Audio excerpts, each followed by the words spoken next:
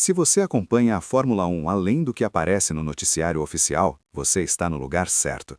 Inscreve-se no canal e ativa o sino, porque o que você vai ler agora é exatamente o tipo de história que a imprensa convencional não tem coragem de abrir. A Fórmula 1 acabou de presenciar uma das saídas mais estranhas e constrangedoras da história recente do esporte. Jonathan Whitley, chefe de equipe da Audi, pediu as contas depois de apenas 2 corridas na temporada de 2026. E o mais chocante não é só o fato em si, é tudo que está enterrado embaixo dessa história.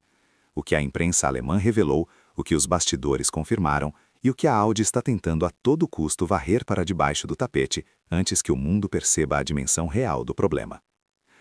Whitley havia chegado à equipe em abril de 2025, assumindo a liderança do que era então o projeto Kick Sauber e conduzindo toda a transição para a era Audi. Ele marcou o momento histórico da estreia da montadora alemã na Fórmula 1 com um ponto conquistado logo na primeira corrida. Parecia tudo certo, parecia uma história de sucesso em construção. Na apresentação oficial da equipe em Berlim, em janeiro deste ano, o próprio Whitley dizia que vivia um sentimento extraordinário ao liderar aquela operação, que o foco era total na preparação para a temporada e que o objetivo era deixar a equipe unida e pronta para competir desde a primeira largada. 2 meses depois, estava fora, com efeito imediato, por motivos pessoais. Se você acredita nisso, o problema é seu, porque a realidade é completamente diferente e muito mais sombria do que esse comunicado oficial quer fazer parecer. A imprensa alemã, que é quem realmente tem acesso às fontes dentro da operação em Hinwil, revelou que Whitley e sua família enfrentavam dificuldades sérias com a mudança para a Suíça. Ele e a esposa ficaram praticamente isolados dos filhos e do restante da família, que continuaram no Reino Unido. Hinwil é uma cidade que agrava esse tipo de problema, por ser um lugar que poucas pessoas realmente querem chamar de lar, tanto que a equipe historicamente precisa pagar salários acima da média do mercado, justamente para atrair e reter talentos. Esse é um problema real, histórico, que existe desde os tempos de Sauber, e que ninguém no paddock nega quando fala fora das câmeras. Mas aqui está o ponto que a Audi não quer que você entenda. Os problemas familiares são reais, sim, porém a imprensa alemã foi além e revelou que Whitley sentia que não tinha controle pleno da equipe. Mattia Binotto, como superior hierárquico, usava essa posição para reverter decisões que Whitley havia tomado. Esse padrão foi criando um atrito crescente entre os dois, com Whitley sentindo que sua autoridade era constantemente minada por dentro. O que torna isso ainda mais explosivo é que o CEO da Audi, Gernot Dohlener, sabia de tudo e reconhecia o problema desde o final da temporada de 2025.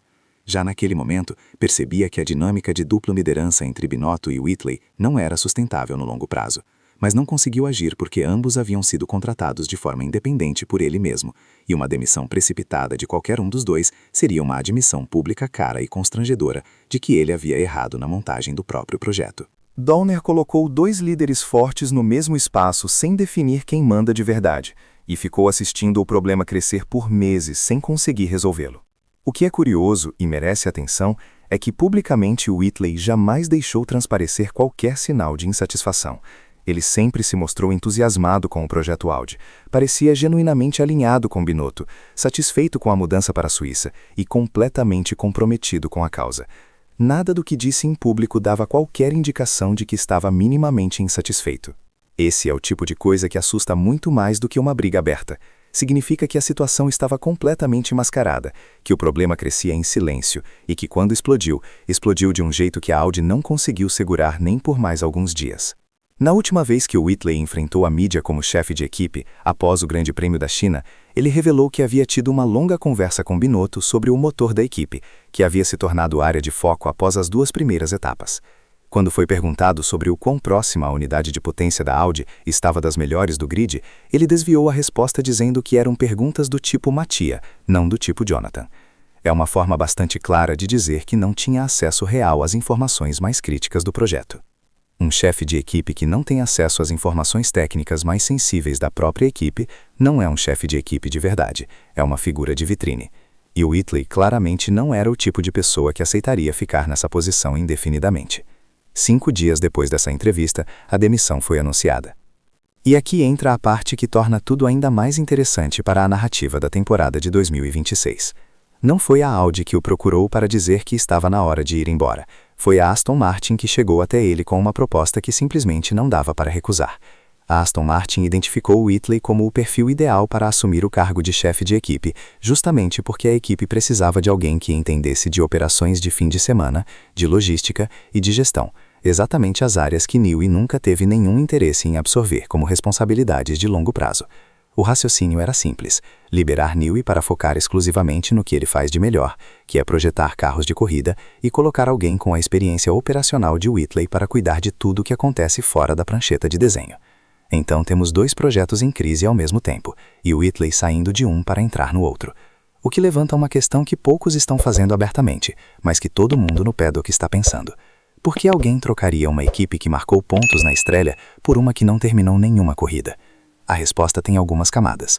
A mais óbvia é que na Aston Martin ele terá o que não tinha na Audi: autonomia de verdade, autoridade plena sobre as operações da equipe, sem um superior capaz de reverter suas decisões a qualquer momento. Somado a isso, a proximidade geográfica com o Reino Unido resolveria o problema familiar que consumia tanto a vida pessoal quanto, aparentemente, a produtividade profissional.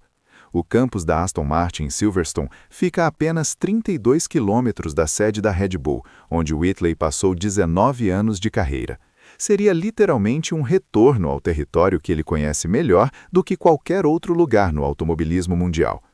Mas o problema real da Audi com tudo isso não está apenas na perda de um chefe de equipe competente no pior momento possível. Está no sinal que isso manda para o mercado quando a equipe tenta se estabelecer como força respeitável na Fórmula 1. Whitley passou um ano inteiro exaltando as virtudes de trabalhar numa empresa do porte da Audi e aproveitando a vida na Suíça. Se nem ele conseguiu fazer funcionar o projeto, como a equipe pode esperar que outros alvos de recrutamento topem fazer essa aposta? Especialmente considerando que o projeto para onde ele está indo tem, objetivamente, um desempenho muito pior em pista do que o que ele está deixando para trás. A Audi somou apenas 2 pontos nas 2 primeiras corridas de 2026, com o Bortoleto sequer conseguindo largar no Grande Prêmio da China por problemas técnicos. Isso coloca a equipe empatada em pontos com a Williams, à frente apenas da Cadillac e da própria Aston Martin, que ainda não marcou nenhum ponto. Para uma montadora que entrou na Fórmula 1 com o objetivo declarado de brigar por campeonatos até 2030, ficar empatada com a Williams na 9ª colocação do campeonato de construtores após 2 etapas não é o roteiro que Ingolstadt tinha em mente quando aprovou o orçamento bilionário para essa empreitada. Agora, Binotto assume as responsabilidades de chefe de equipe de forma permanente, acumulando esse cargo com a função de líder do projeto Audi F1 que já exercia. A própria mensagem oficial da equipe sugere que uma reestruturação maior ainda está por vir, já que não está claro que Binotto seria o nome permanente no cargo e não existe um substituto externo óbvio. A hipótese mais provável é que a posição vá para alguém de dentro da estrutura, possivelmente Iñaki Rueda, o diretor esportivo que Binotto trouxe da Ferrari e que já tem a confiança do italiano. Se isso acontecer, Binotto terá conseguido algo que poucos gestores alcançam na Fórmula 1 sem que ninguém fale abertamente sobre isso: partir de uma posição de número 2 formal para se tornar o controlador absoluto de toda a operação. Eliminou o único perfil dentro da estrutura com autonomia suficiente para questionar suas decisões. E fez isso sem nenhum escândalo público, com o rival saindo pela própria vontade e com a narrativa completamente dominada pela versão oficial de motivos pessoais. Binotto foi esperto ou simplesmente teve sorte? Essa linha é muito mais tênue do que parece. O que é inegável é que alguém vai pagar a conta dessa confusão toda. E quem mais merecia estar imune a isso é exatamente quem estava apenas tentando fazer seu trabalho bem feito enquanto os adultos brigavam pela cadeira do chefe. Gabriel Bortoleto está pilotando no meio dessa tempestade sem ter criado nenhuma dela. Esse é o tipo de história que não aparece no resumo do fim de semana. Se você quer entender a Fórmula 1 pelo que ela realmente é, política, poder e estratégia, esse canal é o seu lugar. Deixa o like, inscreve-se e ativa o sino. Conteúdo desse nível sobre a temporada de 2026 sai aqui toda semana. Nos vemos na próxima.